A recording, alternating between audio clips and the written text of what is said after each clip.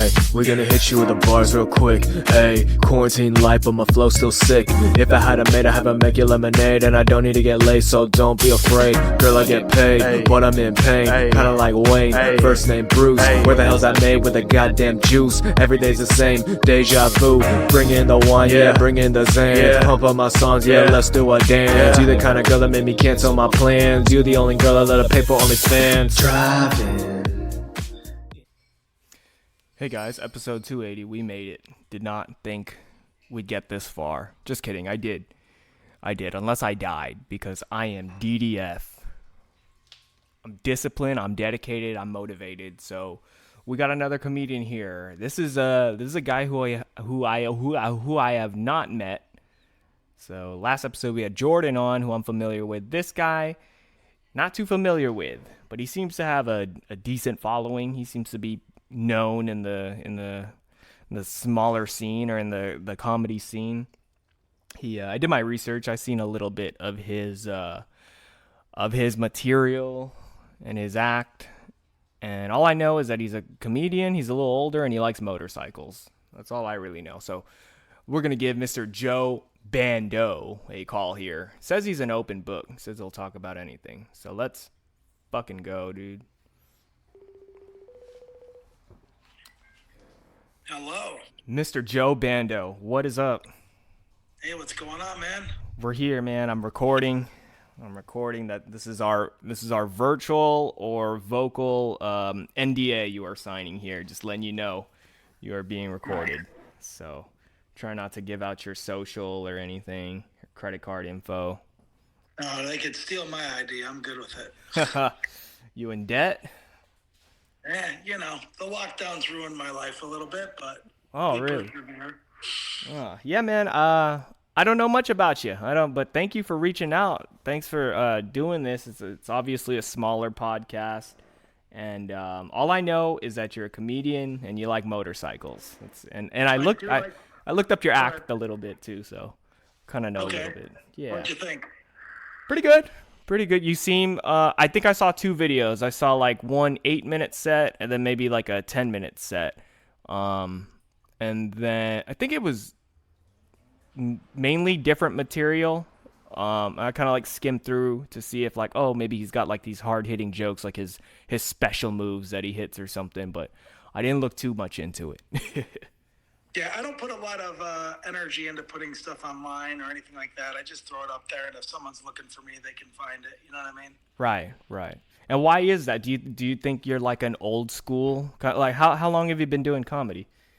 I started in 2019, right at the beginning of 2019. Ah. And yeah, I'm a purist, I guess. To me, it's all about the live experience between the audience, the dynamics that happen from the stage to the audience. Yeah. So that's my take on it. I understand that. I feel like, because I'm kind of newer. I've been doing it for like a year and some change, and I used to kind of think, and I guess I still kind of think, you always got to put things online. It's a new world, blah, blah, blah. But there is something different about it, the aspect of it live that you can't catch on camera. I used to think it was a little bit of horse shit, but no, it's not. I believe it. Yeah, that's one of the things I love the most about it, is that engagement. There's like an energy and a dynamic between the audience and the performer, and it can't be duplicated. Right. No matter how many people try to do Zoom comedy during the quote-unquote pandemic, they can never capture it the way it is live. You put quotations around that pandemic. Do you not believe in it? What's your opinion on the pandemic? The lockdowns ruined a lot of people's lives. I call it the plandemic or the scamdemic. I've heard that. I was pretty adamant about that right from the start. I had opened a comedy club about 2 months before the lockdowns started in Long Beach, and yeah, kind of took a lot out of me, man, financially and whatnot. Is the club still open? No, I had to make a decision a couple months into the pandemic whether or not I wanted to stay open and owe all this money later on when we finally did open back up, or just cut loose and get out of my lease and pivot. So, right. that's what I decided to do. I decided to just pivot, and I got a job, and once all the stuff opened back up, and I've been selling Harleys ever since. So that's what I do, sales.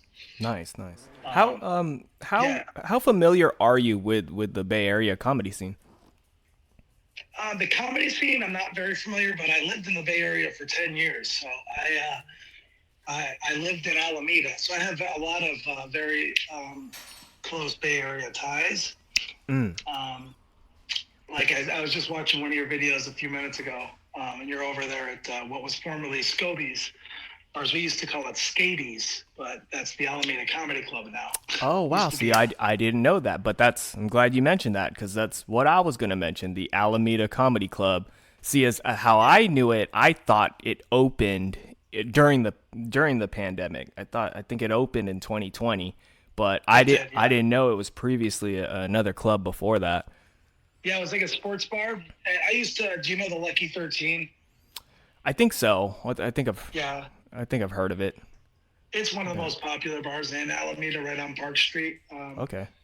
And Park and Encinal. And I used to I was the head of security there for a lot of years. Oh. I actually started a security company from there. Like that was my first account, and I had a company called Die Hard Security Solutions, and we used to do security all over the Bay Area. Like, I mean, most bars, nightclubs. The Oakland A's were one of my accounts at one point. I mean, I built it up to quite a ridiculous level. I had like 250 employees, Wow. and I had an office on Bay Farm, like a Huh. suite of offices. Actually, it's pretty big. Um, and I sold that after working like 90-hour work weeks. I expanded. I had to get the hell out of the Bay Area because it was just too much for me after a while. Okay. My wife was like accosted on BART once, and some issues. She had an office down in Market and Fifth, and we just decided that she's from Orange County, so we decided to move back down south. And Hmm. I expanded my company down here, and then I decided that I was out of it. Somebody bought me out, basically. Huh. That's how that worked. And then I just didn't know what to do with myself, so I decided to become a stand-up comedian. Well, so you That was said you started 2019. So basically, you did. I mean, ballpark. You were doing comedy for about a year, and then you started to or you opened a comedy club, huh? That's kind of ballsy.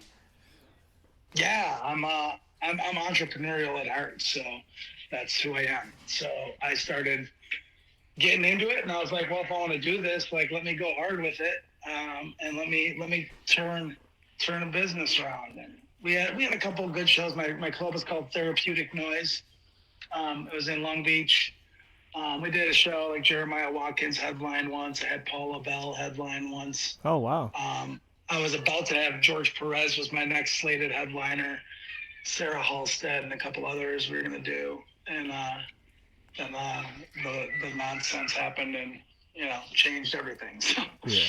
I it, feel like it you're was bad timing.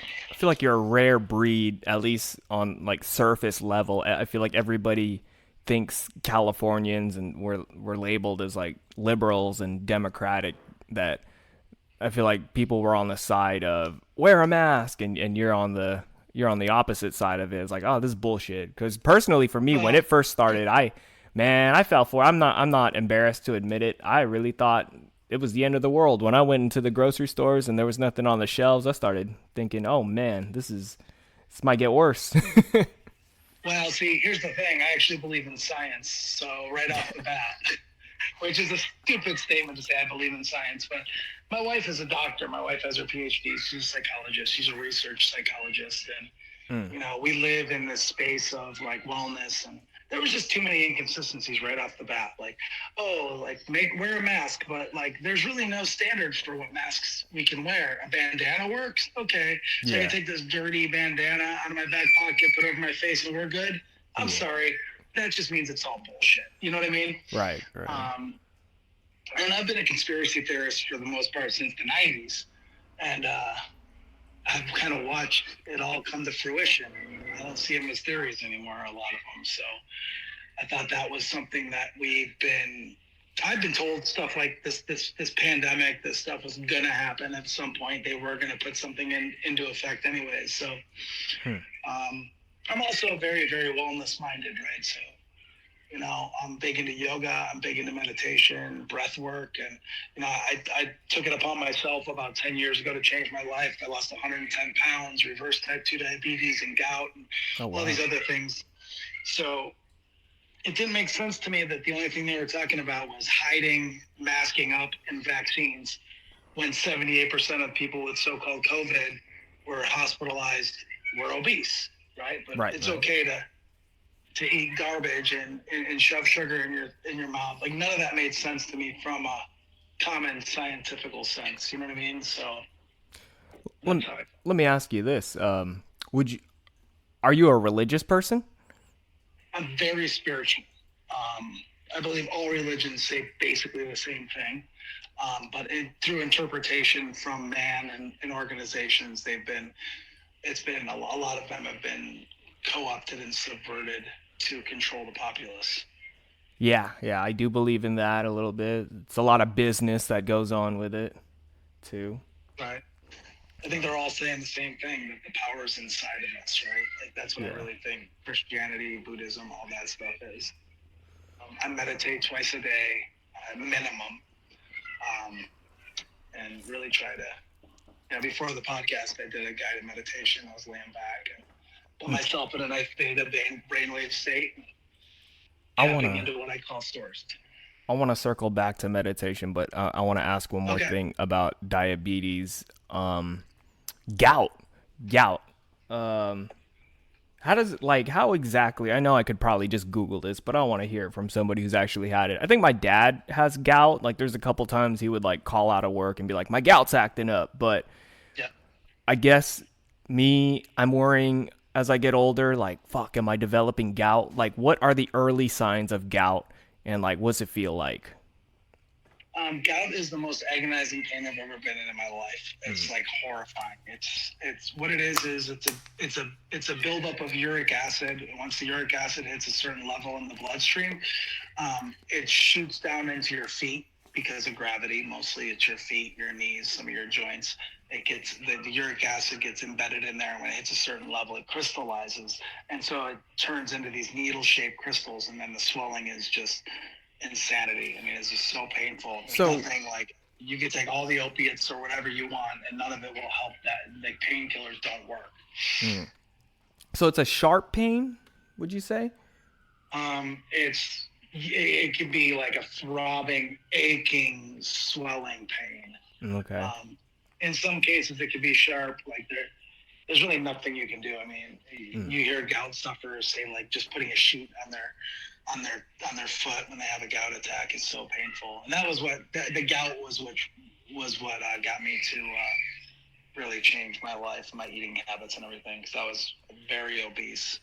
What's your Most, diet like now? What did you um, change from? Was it just terrible McDonald's from the jump, and then you switched to, you It was know? terrible. McDonald's, Carl's Jr. from the jump. I used to drink 2 liters of soda. I worked in bars, so I drank a lot of beer and liquor on a regular basis. And then I changed everything. I went keto at first. Shout out to Symmetry Health Center in Alameda. My friend Cindy Boyd.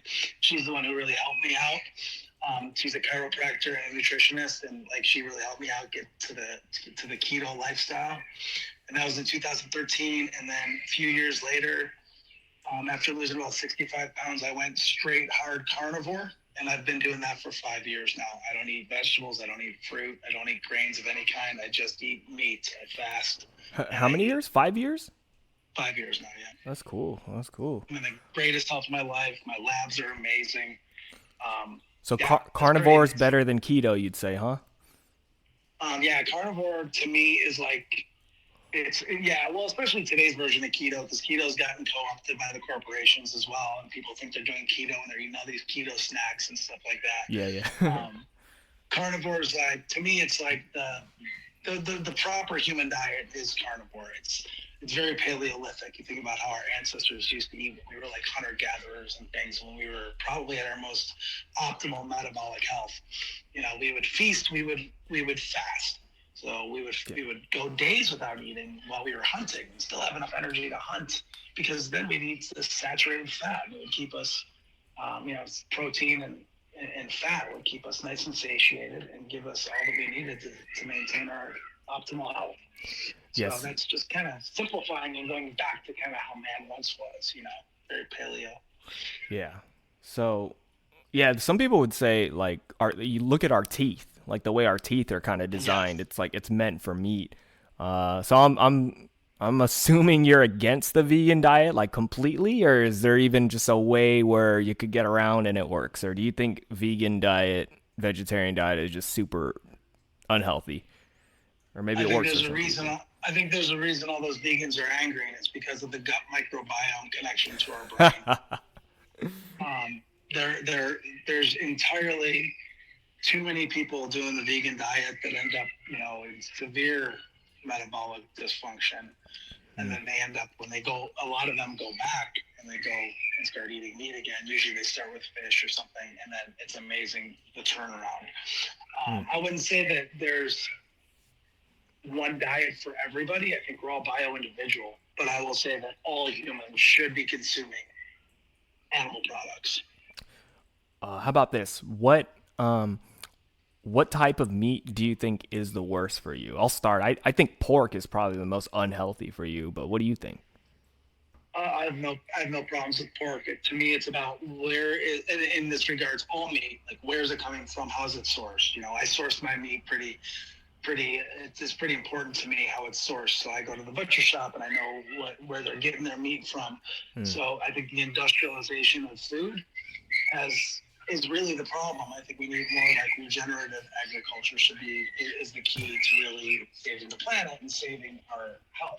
Yeah. So, free range, free grazing animals, and I think that's the key. No And so Tyson's chicken, huh?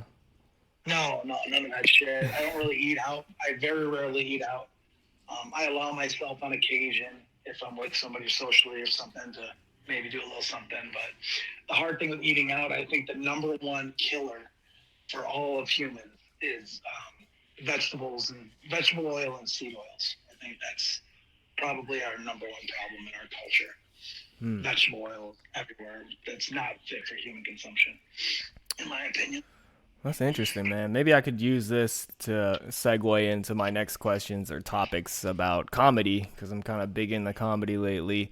Oh yeah. How often? Because I don't know your schedule really. You seem like you've got a following and you get work.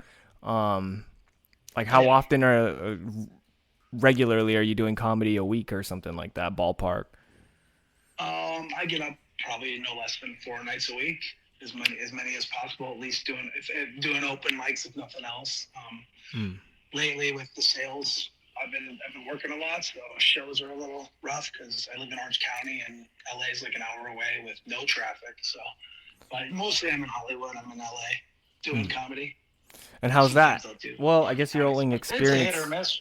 It's hit or miss for me, bro. I got banned from a freaking club the other night, so that was awesome. Oh, what happened? Oh, I did trans jokes and didn't realize 80% of the people in the room were trans, and they did not. They do not have a sense of humor about Oh themselves. wow. They're probably vegan So, too. yeah, they look malnourished and weak, That's so probably. that's not really a loss, I guess. Yeah, out here in the No, Bay it's not. Area, there's a lot of that going on here, and I have. Oh my God, dude, there's this. I don't really use this word much on my podcast, but I'll break the rule just this one good time. I say it like it's in my head. Well, sometimes I just because we have like open mics and shows that are mainly centered around LGBTQ plus trans people, and it's basically Yeah. like no dudes allowed, no cisgender men allowed, or whatever. And sometimes I just want to pretend to be gay or something, or just find a way to weasel my way into one of those open mics and just open up with "Good evening, faggots," and just see how that works out. Yeah, it probably wouldn't go well for you. Yeah, but I wouldn't go back there. I mean, I don't know. Just to piss. I guess I get satisfaction out of pissing people off, like a trolling kind of thing I got going on. Oh, I'm with you. I'm with you. But at the same time, like it's nice. It's nice to know where I'm not wanted because I don't need to waste my time in front of those people. Like, True that. And I hate being like I blame the audience because that's like something you're not supposed to do as a comic. But I think we're so polarized as a society right now that like if I'm not welcome on your shows, then I don't really want to do them. Yeah. This woman who put me on this show, the D Cups of Comedy, this Joanne Scorcha, She puts on this D Cups of Comedy in LA. And when she asked me to do the show, I was shocked because it's like she's seen me at many open mics. She knows my comedy. I know her platform. Yeah. And I went and did it, and I was just going to be myself. And then she like chastised me afterwards in a message, and it was like, "What? You know my jokes. Why would you even want me on your show?" Maybe she wanted to put a hit out on you or something, or like she wanted to make herself look good to like trash you or something. Oh, she made herself look bad with a few people. I don't know if you know who Mike Irator is. Mike's the serial killer of comedy. He was hosting the show that night. He's a trip, but they had a falling out because she tried to drag him into the shit with me, and I'm like, wow. And then he called me up. He's like, I told her to fucking fuck off. What do you mean by What do you mean by serial killer of comedy? That's his moniker. Mike goes by that. That's just what he calls himself, the serial killer of comedy. Like he's the ultimate killer. Oh. He's funny as hell. He's politically incorrect. He's been doing comedy for a long time. Everybody knows Mike out here in LA. Yeah. And you can look him up on Instagram and follow him, the serial killer of comedy. He's great. You know, he's a freaking East Coast guy from Connecticut. Like he's just pretty awesome. So shout out to Mike for having my back with that shit too. I'm gonna look him up. But back to what you were saying about like the crowds and how it's kind of a rule how you're not supposed to blame the crowds. I kind of disagree with that, but here's like my reasoning. You know who Shane Gillis is? I love Shane. So I'm kind of new to even figuring out about him. It took almost like a year for me to like really get into him. I don't know much comics. I'm kind of a guy like I don't consume much stand-up comedy. I'm pretty surface level. Like you could name certain big names and I know the names, but I've never seen a lick of their stand-up. But I did look at Shane Gillis's latest Netflix special and I liked it. It was pretty good. But from the jump, I just noticed like look at everybody in the crowd that looks just like Shane. Like I was watching it with my girl and she's like, look at all these receding hairline fat white guys. And so when I think of that, the jokes are killing. I'm pretty versatile isn't the word I'm saying. I just respect comedy. Like I get it. I don't really feel like I have much of a brand that I look for when I consume it. But it was in my head a little bit of like, man, yeah, he's killing it. Of course, it's his special and everything. You want it to be looking as good as possible. But some of these jokes, I was like, these would not kill in a certain room. And so I always just think a big part of being a quote unquote successful comedian when it comes to like business and stuff is it really is finding your crowd and finding like people who relate to you. Like me, I know I'm new, but I've got this goal in my head of like, I don't want to be too much of a people pleaser and get into my head of like, oh, what are the people gonna like? It's more of like, I want to find people who relate to what I'm gonna say, just being me, and that's my way of trying to find a crowd. I don't really want to be too much of, do you like me? Do you like me? Like trying to get, I just want to, I don't know, I guess communicate, of course, like that's what I'm working on, kind of like how I'm trying to communicate my fucking thoughts right now. But that's my goals. I don't want to change for people. Sense. That makes sense. I mean, you have to realize you are in, and even me in LA, we are in bubbles. We are in bubbles. The rest of the country doesn't think like this. Mm-hmm. Like it just seems like it because those same bubbles are so amplified in the internet space. So we feel like that's the mainstream, right? That most people are, trans rights or human rights and blah, blah, blah, blah, blah. But the reality is that's like such a small part of the population. We just have serious amplifiers. Yeah. So like I did find like I have so many friends in the Bay Area. I lived up for 10 years. They want me to come up and do comedy. I have zero interest in going up there. Like it just doesn't strike me as fun. Have you ever done it or no? I did. I did one show in like Livermore or something at a pizza place to 5 people with, do you know who Mean Dave is? Uh-huh. Yep. I don't know if you know. Yeah. So I did a show with him once. Dave and I go way back. Okay. Like when I used to put on metal and doom metal shows all over the Bay Area when I lived up there. So I've known him for a long time. And I did a show that he put on and it was fine. I mean, I sucked. I was like a month and a half into comedy, so it was terrible. And but it was a good experience. Yeah, I mean, aside from that, do you know Sean Boyles? Yes, I've also done a show with him. Long hair, right? Dreads. Yeah, yeah, long Yes. dreads. So Yes. Sean, I used to have a band called Hellbeard back in the day. I booked them, I think, a couple times at like Eli's Mile High Club and a couple other places. And he actually played. He was one of the last shows that we did at my club at Long Beach. Like I had Sean came down to LA and I booked him, and we had a great show. And I like Sean, but then we had a falling out during the lockdowns because of polarizing issues. Oh. I really didn't want to associate with people who were putting black squares on their page.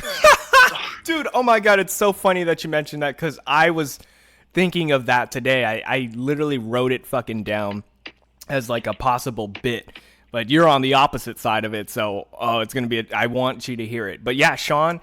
The first time I met him, the first thing that came to me and my girl's mind was Korn. So every time we see him at a show, we're like, Korn's playing. I'm gonna be on the show with Korn tonight.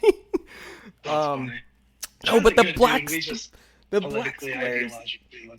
Oh man, it's crazy that that's something that like upset you and possibly ended a relationship. And I'm gonna be, Lots of my Bay Area friends, bro. Like that was Dude. one of the most polarizing things ever. I hope you don't get off my podcast because I'm a play devil's advocate a little bit because no, go for I'll it. admit it. I put the black square up. All right, I put the black square up on my Instagram. It's probably still there, but it's just buried under the other hundreds of things that I've put up. And I wrote it down today. I forgot I don't have it on me, but it was just kind of like, man, like how racist do you gotta be to end a friendship with somebody just because they put a black? How hard is it to put a black square up? Like you're not even really taking a picture. Take a picture of your hand, put it up, and even if you, how do I say it? I feel like there's people who put black squares up that were still racist. It was just kind of a like, just do it, kind of a thing. And That's probably a funny joke in the right circles. yeah, it's somewhere in there. Yeah, it's probably a good Bay Area joke, but it's like I don't pick sides. Like I don't know if I'm coming off as a fucking liberal or whatever. I've never You're fine, dude. I have no judgments. Like, I've never I voted. very much. I don't. Yeah, and I don't really judge too. But I'm still curious and try to pick things apart as why certain people really lean hard into how they are or whatever. Man, I don't know. I'm stuck. It's funny that you bring up that black squares because I was thinking of it today. And I think what influenced that with me, there was a comedian who was kind of bashing on people who were bringing up black squares and it killed. But I was like, I want to take the opposite route and just be mad at the people who are mad at the black squares. But I don't know, I feel like there's something in there. And then I wasn't mad at the people who had the black squares. I understand what it's like to be a sheep. I mean, I think we all were at some time, but like to me, I saw it as like part of the greater problem. I mean, I just see it for what it is. It's divisive and it's designed to be divisive, and it's spewing, and you're standing up behind a false narrative. This idea that cops are just out there executing black people is a lie. It's not statistically accurate. George Floyd was a piece of shit, and I think he's better off dead. I think the world's better off without him. He asked to get killed. Like he was on fentanyl. He was attacking. Like he was a criminal. Like I didn't see this guy as a martyr. Like I don't see it as a martyr. I guess I'm fortunate when people die. Then at the same time, it's like we all want to be equal. That's the only time we're truly equal is in death. So what are we so afraid of? I don't know. There's a bunch of different perspectives there. I feel like it's the people who were abiding by that whole thing were what the communists used to call useful idiots, right? People who are doing the work for the greater party that's trying pawns. to take over. Yeah, they're trying. Yeah, and we're seeing it all happen now. I grew up in the '90s. I grew up in Ohio. That's where I'm from. I'm from Cleveland, and like I'm Italian from Cleveland. I was kind of raised to be racist, and I wasn't. Like I was the black sheep in my family at the time in the '90s. Like I learned to be what's called colorblind. Like I judge you based on you as an individual, your actions, your behaviors, and how you treat people. And then now, if you're saying you're colorblind, you are actually like that's seen as racist. So the shit's gotten so backwards. So I don't know. I don't see it. I mean, I'm 47 years old too, so I come from a different generation, Right. and I just see it as so divisive, you know. And then I was there like when what was that guy's name? Oscar Grant. Remember Oscar Grant? Yeah, Remember Fruitville, the guy who got Fruitvale Station. yeah, the guy who got shot and killed at Fruitvale Station. So I owned a security company in the Bay Area during that stuff, and I watched somebody I know get hit in the head with a hammer by a protester because they were trying to protect a small business. Oh, Jesus. You know, like a liberal person, like get smashed in the head with a hammer and almost die. You know, I witnessed that. I was there. I was protecting businesses on friggin' Broadway and 14th and that whole area uptown during those riots back when Antifa was actually called Black Blog back then or whatever. So, I mean, I've been there in the ground zero for some of those things, and I just think they're all part of a greater plan to destabilize our country and eradicate the Constitution and capitalism and all the wonderful things that this country is built on, and truly eradicate our freedoms. And then all these people are useful idiots. Yeah, see, that's where I draw the line. I'll post a black square, but I'm not showing up to a rally. I had a buddy who's black, and he's never been to a rally or anything, and he had a buddy who was Asian who was like going to the rallies. I think he got like pepper sprayed or something. He's like, "I'm doing this for you, bro." Like, Yeah. and he was all like, "Why don't you go out, man? This is a humanities thing. This is really serious." And my friend's response to this is like, "Are you really doing it for me? Or are you doing it for like clout? And you doing it just to Clout. feel like you're on the right side of history?" Is what the racists would say. Some of them. And, It's all about virtue signaling to me. That's what I see it as. Same with the mask. Like, dude, I get it. Like, you don't need the mask. You don't need the Joe Biden sticker on your car. Like, I get it. You hate Trump, whatever. Like, it's more of what it is at this point. And it's the same thing. It's all connected as far as I'm concerned. I'm sorry, the virus is so dangerous that, you know, Trump rallies are bad, but then Black Lives Matter, all of a sudden the virus is like, no, this is good. We're not going to come out and kill anybody. Like, it didn't make any sense. there was a comic. I wish I could name him so I like quote him correctly. But there was a comic who said, "Isn't it crazy how we just needed Russia to go to war with Ukraine to end the pandemic?" You're 100% right. Did you hear what's going on in is it Philadelphia? You hear that? I saw that this morning. I don't know. I actually don't know I guess somebody was wrongfully killed by the police and now they're going crazy. Yeah, that's probably, from what I've gathered, I don't think wrongfully is the right word for that one. I think somebody was, like, I think another criminal was killed by white police and he was black and whatever. And that's the take I got on it. But yeah, apparently they need to go loot like Coach stores and shit to fight against the man. None of it makes sense. Yeah. It's kind of crazy how, I don't know, man, timing is everything. Like, if whatever happened in Philadelphia happened 3 years ago, that would have been the new George Floyd. But we're so kind of desensitized. Things are coming at us quick.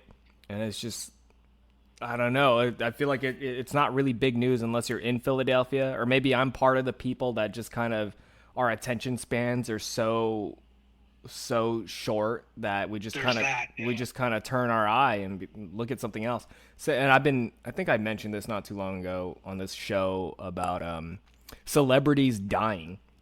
Like, I remember it just feels like there was like Kobe Bryant. That was the really big one, and everybody, like, it felt like a big part of America was mourning. And then, I don't know, Chadwick Boseman from Black Panther. And then more and more, and of course, everybody dies. Don't get me wrong. I think Pee Wee Herman just died recently. It just seems like more and more celebrities die every day, and we're just getting more and more used to it. And it's, I don't know. Because we're so interconnected. We have like so much technology. I mean, there was a time where we wouldn't know everything that went on, you know, in real time like we do now. So it does lead to some desensitization because we have, like, you know, information overload. Yeah. And that's why you need to meditate. That's when meditation comes in handy, right? Oh yeah, I mean, you know, you have to, you know, what's real.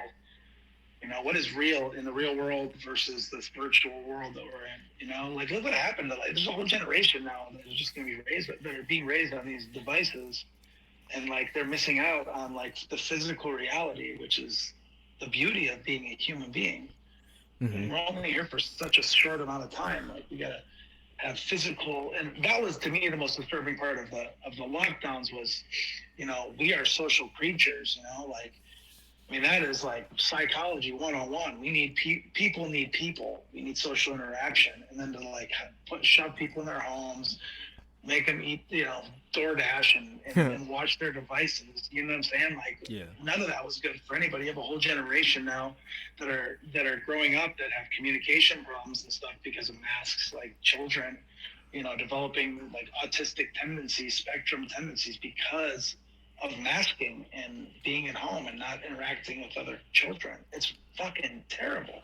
I had a thought a couple of weeks ago too, actually. You don't really see older autistic or Down syndrome like people, but I feel like there's more and more young ones. Yeah, without a doubt. Like growing up, you're 47. Did you really have too? There probably wasn't too many autistic people growing up, huh? I had 2 autistic brothers that went to school with me, Steve and Mike Pinzolo. They were awesome. They were just like, if anybody fucked with them, they would get annihilated. We took care of those guys, man. And they were in our school. And they were like older, like they were in their 20s. Brothers as in black guys, or brothers as in your actual brothers? No, actual brothers. Oh, got it. Steve and Mike Pinzolo. They were Italian guys. But man, Steve, you can walk up to Steve and just say, "Hey, Steve," and he'd say, "Joe Bando," and he'd start telling you your address. Like he memorized the phone book. Just fucking doxing you, dude. And then my cousin, I have 2 cousins who played professional baseball. One for the Oakland A's in the 70s, has 3 World Series rings. Oh, wow. Well, he did before he passed away last year. But Sal Bando, he was the third baseman, 72, 73, 74 World Series. And Steve they were baseball nuts, these guys. And Steve would start reciting all of the statistics for both of my cousins who played professional ball. Like if you just went up and talked to them. And then that was it. So I had those 2 guys, and they were like an anomaly. And then the movie Rain Man was the first time society ever really heard about autistic people. Yeah. And I think that was the first time I really remember it being kind of a social thing, was Rain Man. And I mean, I think, vaccines, plastics, BPA, all these different things in our water, fluoridation of the water. I think our food system is making people very sick.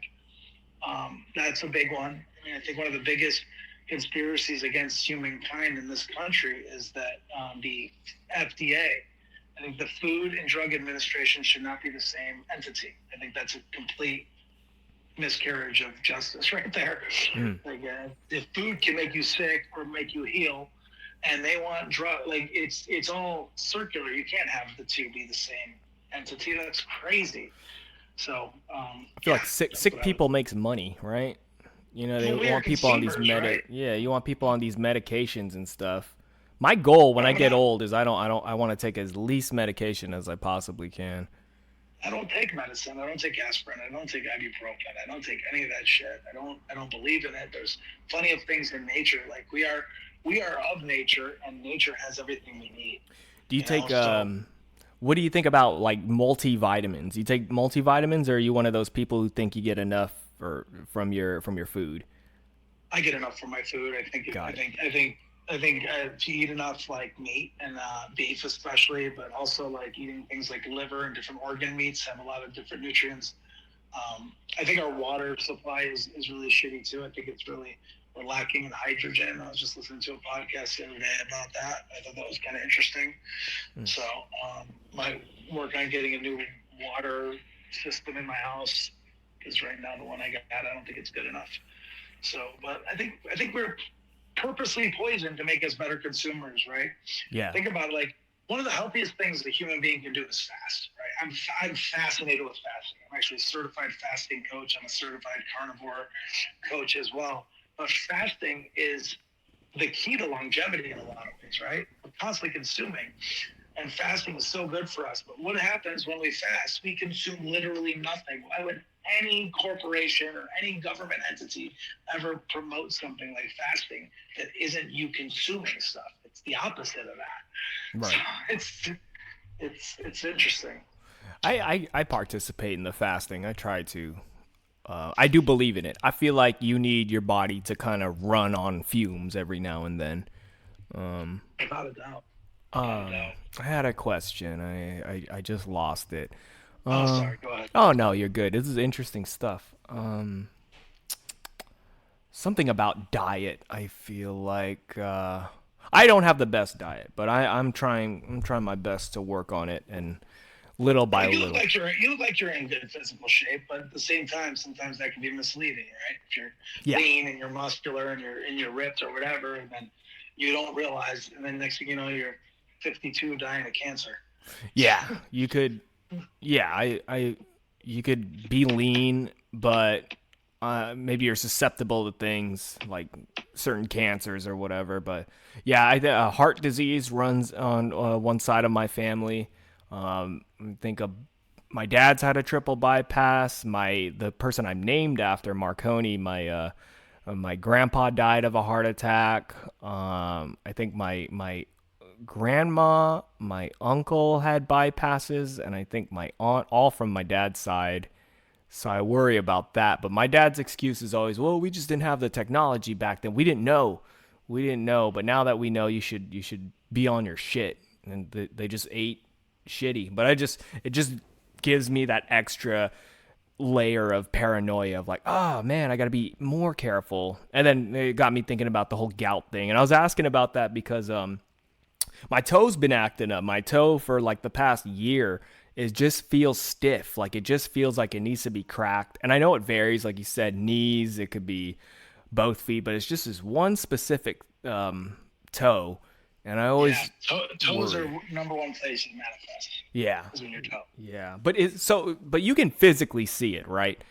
When the gout starts, like you swell up, or can you be in when it flares, when you have a flare, it'll start swelling, and it'll swell up. I mean, the worst attack I ever had that made me change my diet was I had it in both feet. My feet looked like mini footballs. Like, it was ridiculous.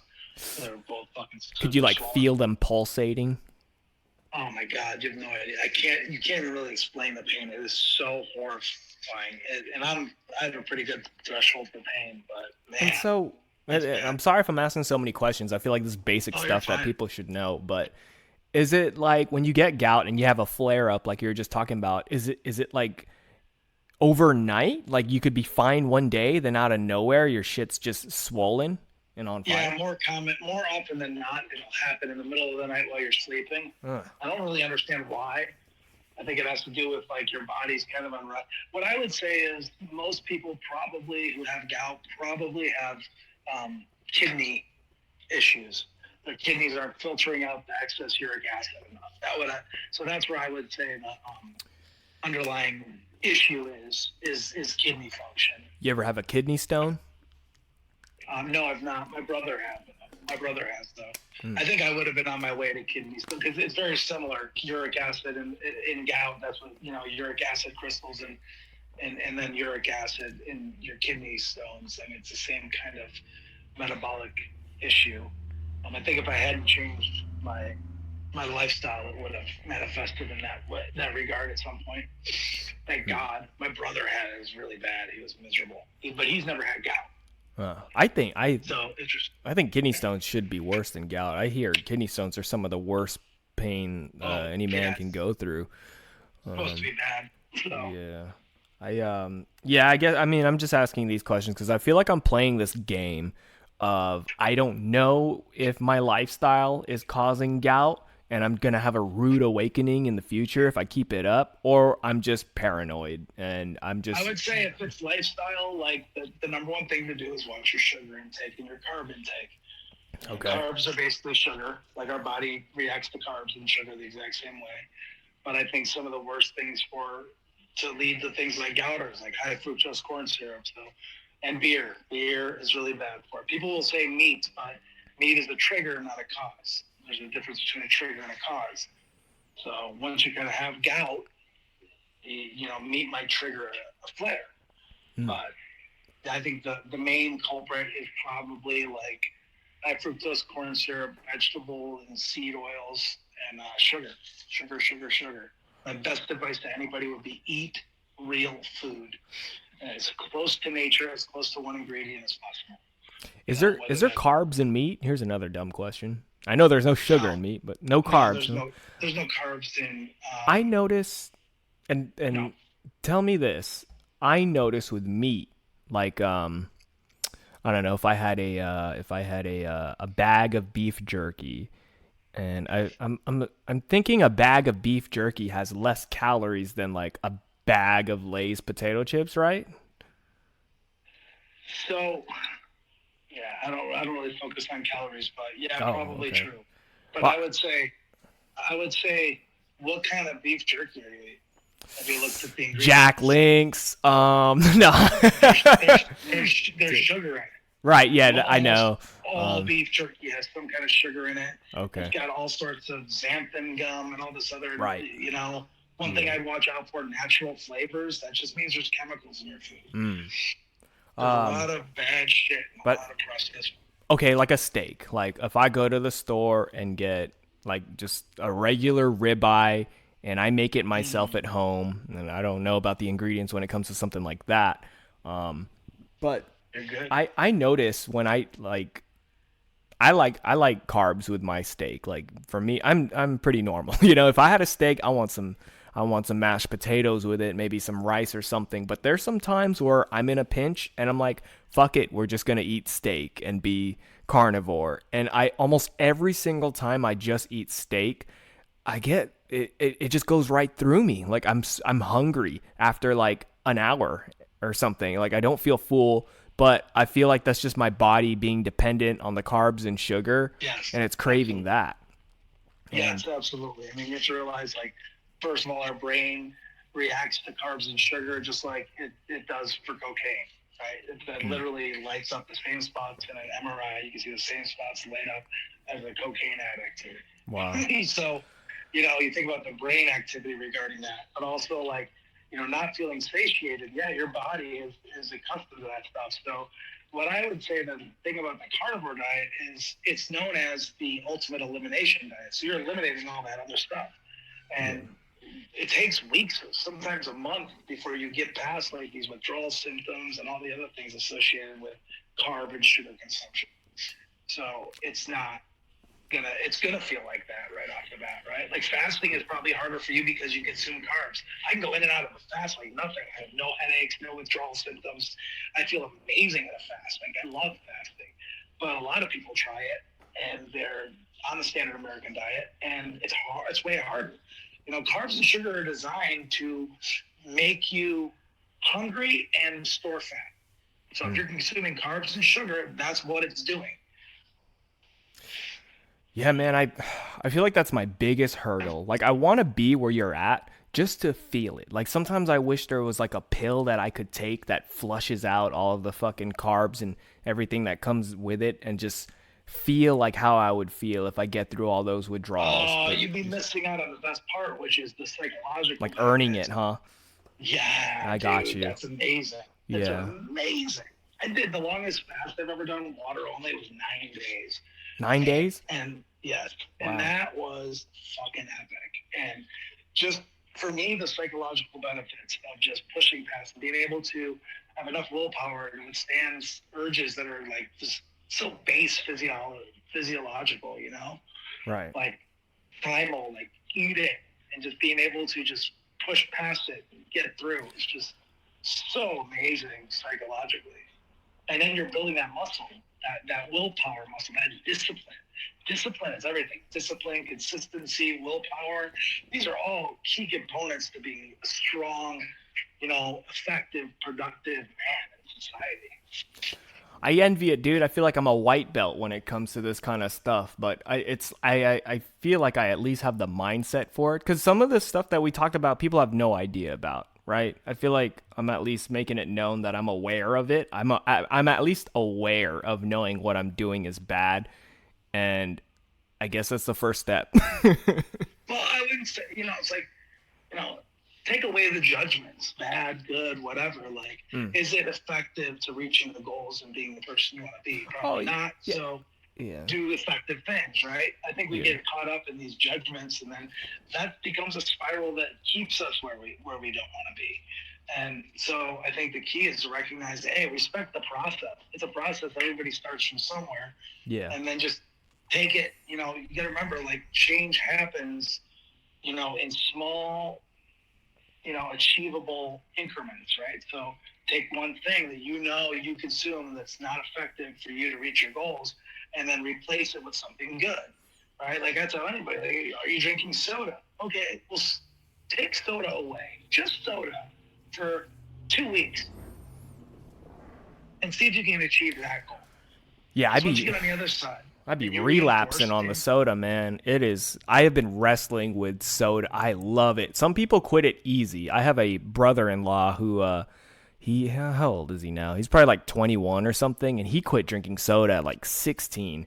And I'm just like, good for you. It's just, I mean, I don't know if this is me, the whole judgment thing that you're just talking about, but I just, I don't know if it's a jealousy thing. It's just more of an aware of what my own problems are. And if I have a weakness, it's soda. I cannot shake the addiction of soda. Anything I could probably shake candy or what else is not good for you? I've never. I was just talking to some coworkers the other day about McDonald's, and I was like, I have never had a hamburger from McDonald's. I've had the chicken only, but I've never had an actual like cheeseburger from a lot of fast food joints. I've never had an actual cheeseburger from Wendy's, Jack in the Box.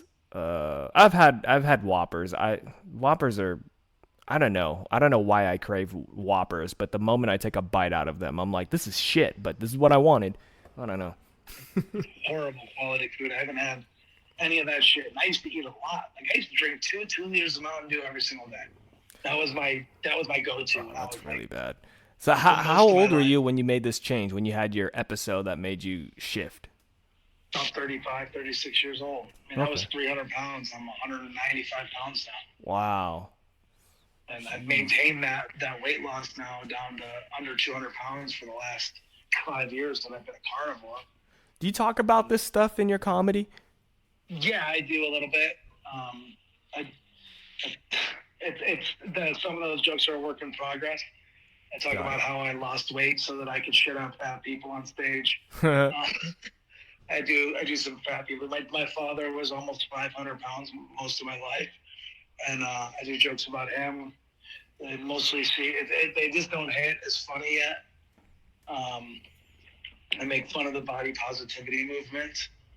You know, they're always talking about loving their bellies and shit on TikTok, but clearly they don't love their knees. That's a good one. That's a good one. Yeah, still working it out. Yeah.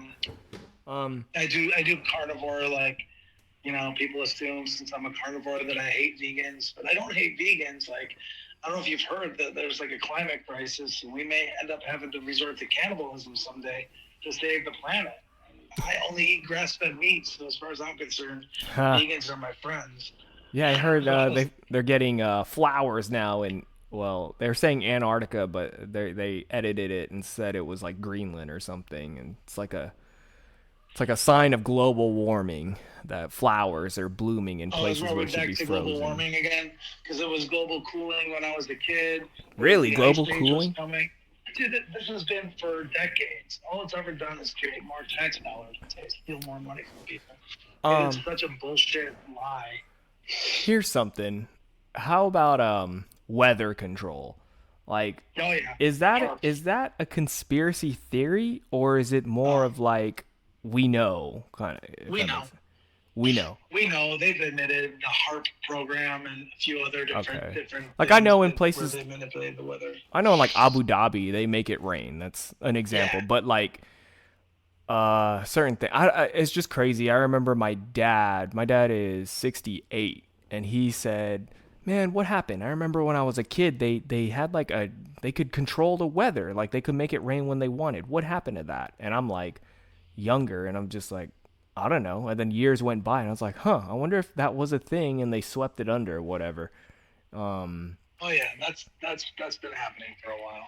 Okay. I mean, chemtrails are up there. Yeah. Bill Gates wants to block the sun from us because it's bad. Like these people are evil. These people are sorcerers. They're demons. Sorry to say. How does you?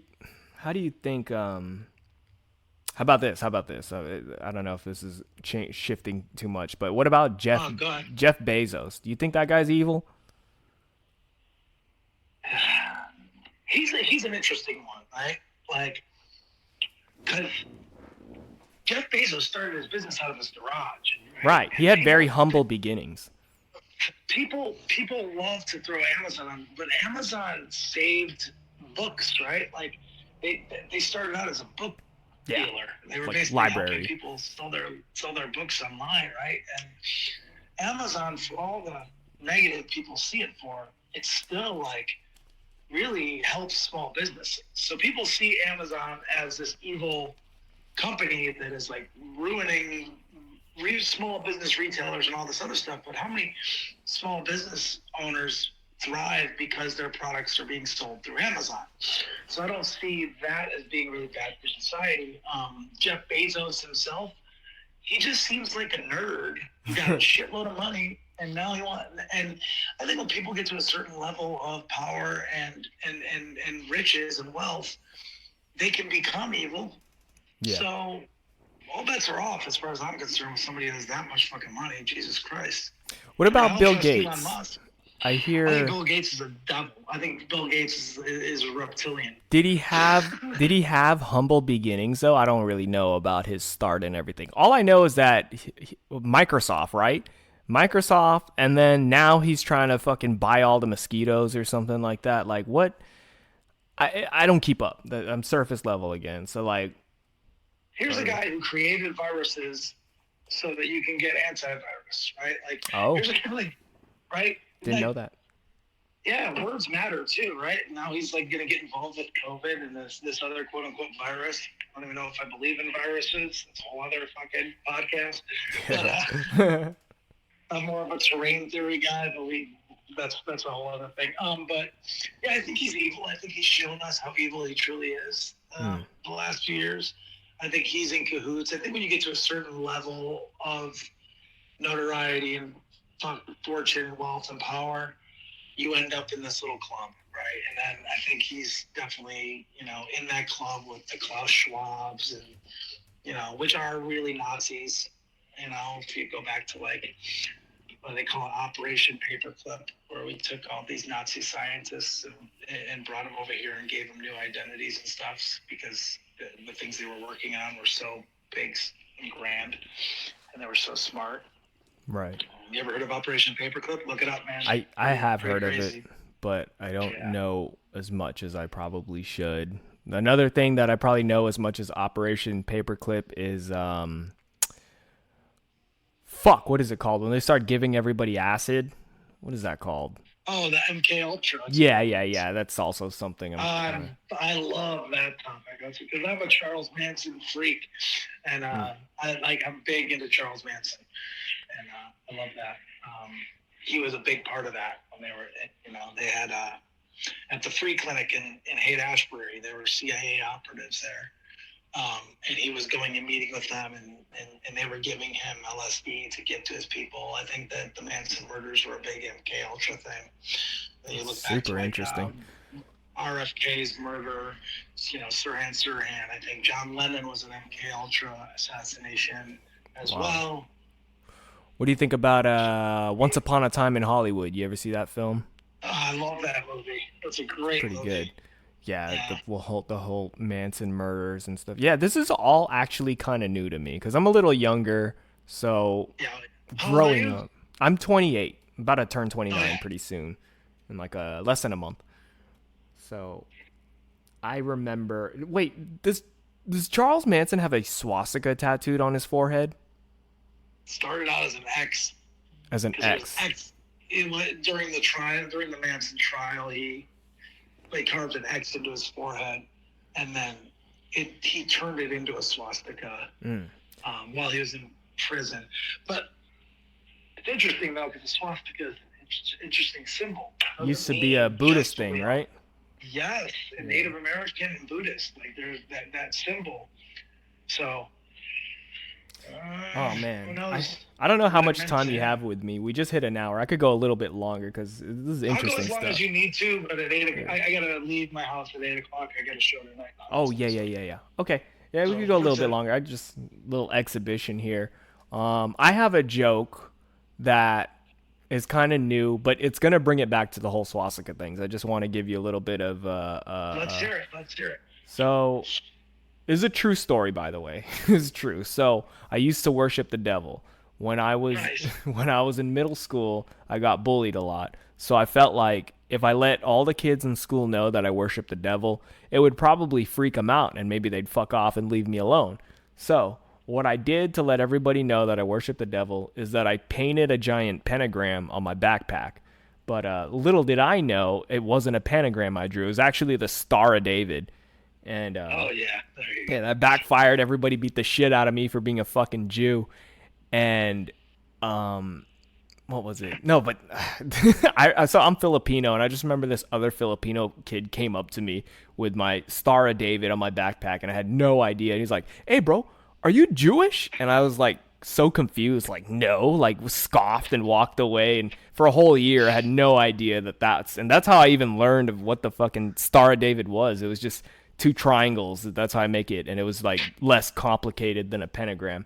Anyways, fast forward a year later, I figure it out. I figure out how to actually draw a pentagram, and then boom, I fixed it. I'm the kid with the pentagram on his backpack, and I remember another year, I was a fucking menace, dude. Another year, I think this is my eighth grade. I'm trying to double check here, like it matters. But eighth grade, I had a Jewish science teacher. And I remember in his class, I drew swastikas on the back of my hands to just see if I could get a reaction or get a lecture out of him or something. And he didn't do shit.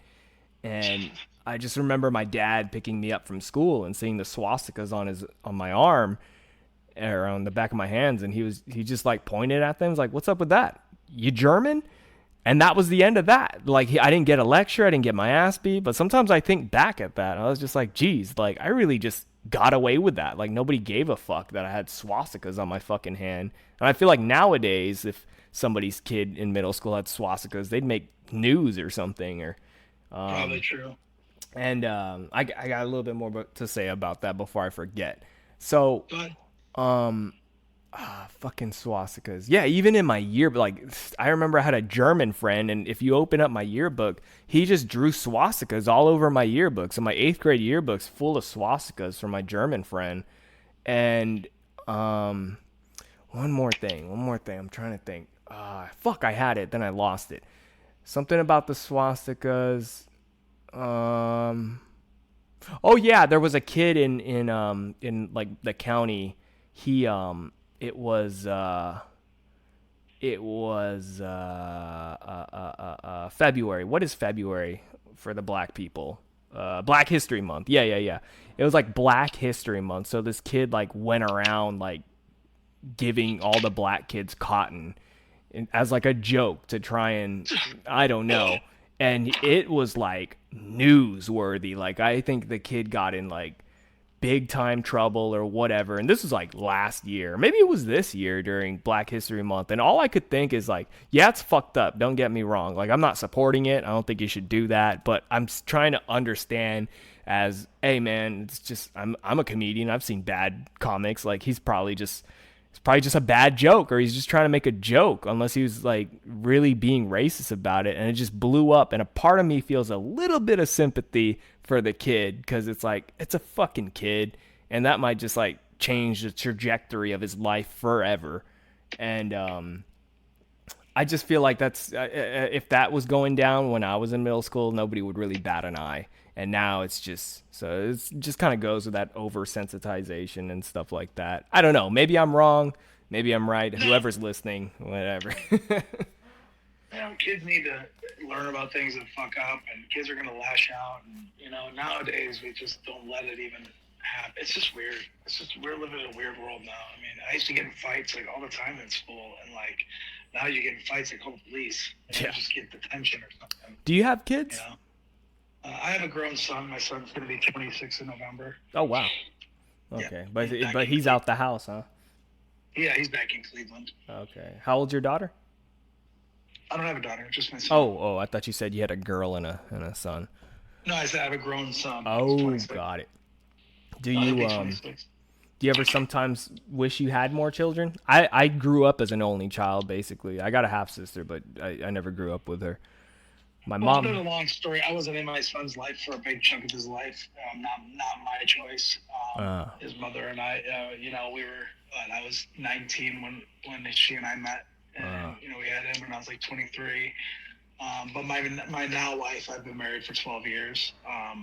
We've been together for 15, and we wanted to, but it wasn't in the cards. We weren't going to do a bunch of in vitro or anything. So now we're both. She's 47. I'm about to be 48. So you said in vitro? What is that? it's like when they take the sperm and the egg and then they like put it together or like get a test tube and then implant it. Got it. So Got it. just doing that, like all the fertility stuff, and like we just were like it's either gonna happen organically or we're not gonna do it. Right. So it didn't happen organically, and we decided that okay, we're gonna really enjoy Your our money. life as we are. Yeah, my dad had me at 40. Shit. Oh wow, 40. Yeah. And so I don't know. So what have you ever heard of this kind of theory of like dogs, right? When they have a litter, they always say that the first one that's born is always like the rut of the litter. And I guess that also applies with humans. You ever heard of that? I've never heard of it as far as humans go. I mean, because we don't have litters, right? Yeah, but I guess like to break it down, like when a woman has her first child, I guess it's like the test run, or it's the first version, and I guess like when it has its second child, it kind of like brings out the kinks. It kind of works things out. And I brought this up with some of my friends, and they're like, you know what? Yeah, like my older siblings are the ones with the most problems, and the younger it goes down, they get more and more like better genetics and fine. And so Yeah, I don't know. I mean, anecdotally speaking, my little brother, and I'm the middle of three boys, my little brother's fucked up. So, yeah. and me and my other brother are good to go. But, I've not heard that. It makes sense in some regard, more with, I think, with raising the child than anything. Oh yeah, that plays a big factor too. Well, hey, maybe you learn from raising your first child with the mistakes that you make the first time, and second time around, you're like, all right, we're not gonna punish him that way or whatever. And I always notice that. I always notice like growing up, most of the time, not all the time, but most of the time, the younger brother is always the cooler one, or like the more has their shit together because they learn from their older brother or older sister's mistakes and maybe parenting, like you said. And so I always think about that with myself. I always think like if I had a younger brother, maybe he'd be cooler than me or something. Well, it can also go backwards too, because then you go, okay, you know what? We did this with the other one. I was too aggressive. And then they let the little one get away with everything because he's the baby or whatever. And then he ends up being reinforced that he can do whatever he wants. He makes bad decisions. There's never any accountability, and it goes the opposite way. So, yeah, that's true too. I guess I'm focused a little bit too on physically. I always just feel like physically the kids look more better. Like when they're, I don't know. At least in my personal life. I don't know about the whole world. Yeah. It's possible. I mean, you might be onto something. Maybe the body, as far as like biologically and what it's bringing to the table when it develops, the third, fourth, the youngest one, it's also learned from past mistakes. Yeah. It's an interesting concept. Interesting hypothesis. Mr. Joe Bando, though, it's been an honor to have you on. Thanks again for reaching out, part of the baking community. I want to just give you the floor, 5 minutes or whatever, if you got anything you want to share or a question or anything. I really enjoyed this conversation, man. Even though it wasn't too much comedy, like, which was what I was thinking it would be about. But, I mean, that's kind of the beauty of meeting a stranger, I guess. You never really know what you're going to get. I was ready for anything. I was ready for an intellectual conversation or just somebody fucking trolling me. But I'm happy with how this turned out. Well, we're comedians, so we like to talk, right? So Right. I enjoy that too, and I'm always down to meet new people. I saw your little post or whatever, and I was like, yeah, sure, I'll do a fucking podcast. I've been on a few podcasts before, so that's always fun for me. Yeah, I've enjoyed this. This has been good. I mean, we definitely touched on a lot of topics in an hour, Yeah.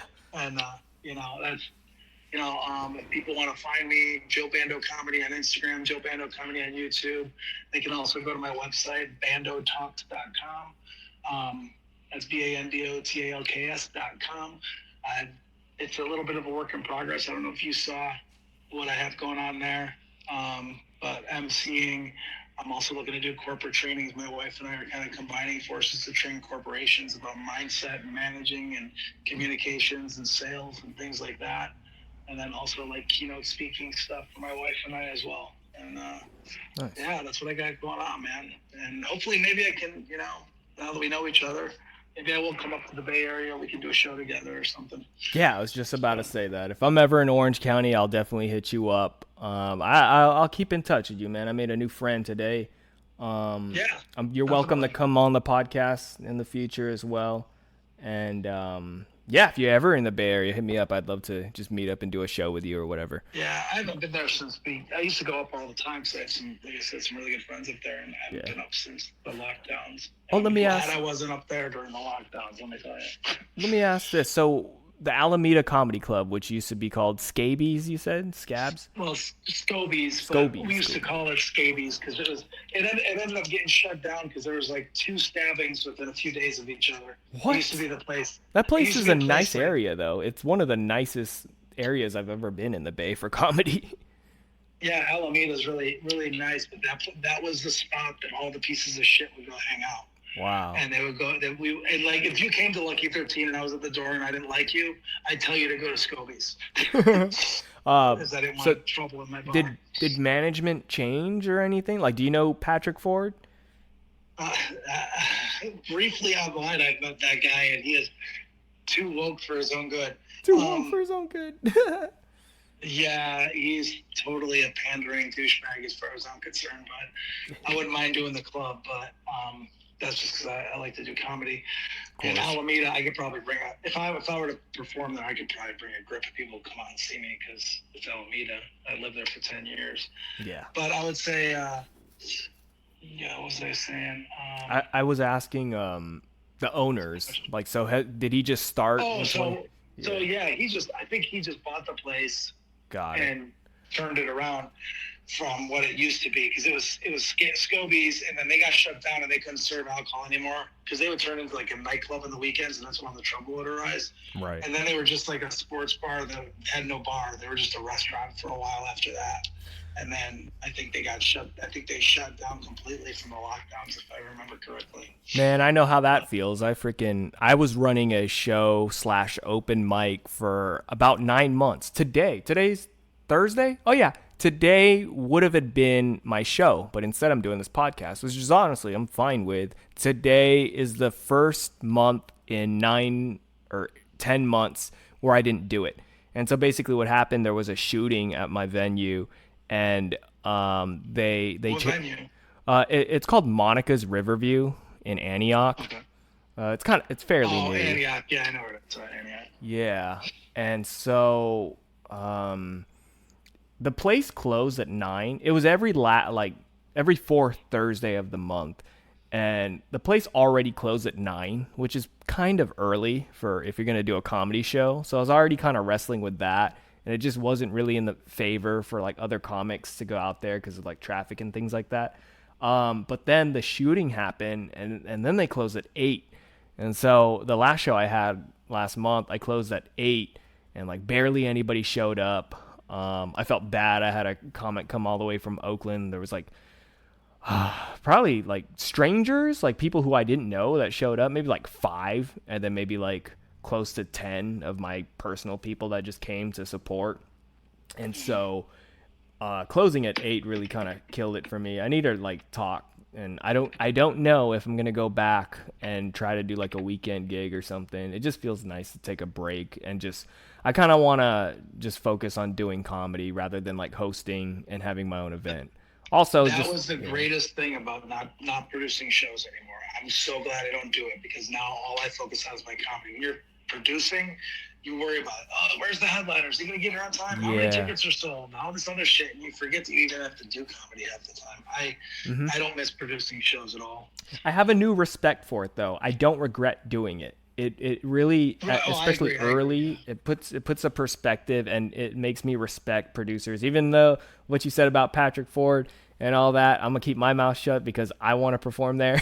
But I still give it credit. It's a lot of work, man. It's a lot of work to do that Well, shit. the thing is, like, I don't have anything against the guy. I just Yeah. think from online perspective, like the things that I see him say, and Yeah. he engaged with me at one point and was kind of a dick about something, and I forget what it was, but it was when he first opened, and I was like, whatever. But like, in real life, I might get along with the guy. I don't know. Yeah. You know what I mean? Like, you can't judge people off of the online stuff. I think too many of us do that. I've We heard close other ourselves comics off. say some things. But like I guess I'm being a bitch because they seem to like me there. I don't want to mess I it know, up.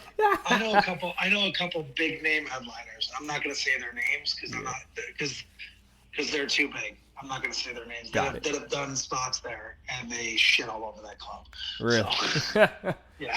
I'm not new. gonna say who. I'm a fucking white belt in comedy, so any comedy club that I can get into, I'm happy. I have like small term goals of like, oh, I want to do punchline, I want to do Cobbs and improv, but those are just small goals, little.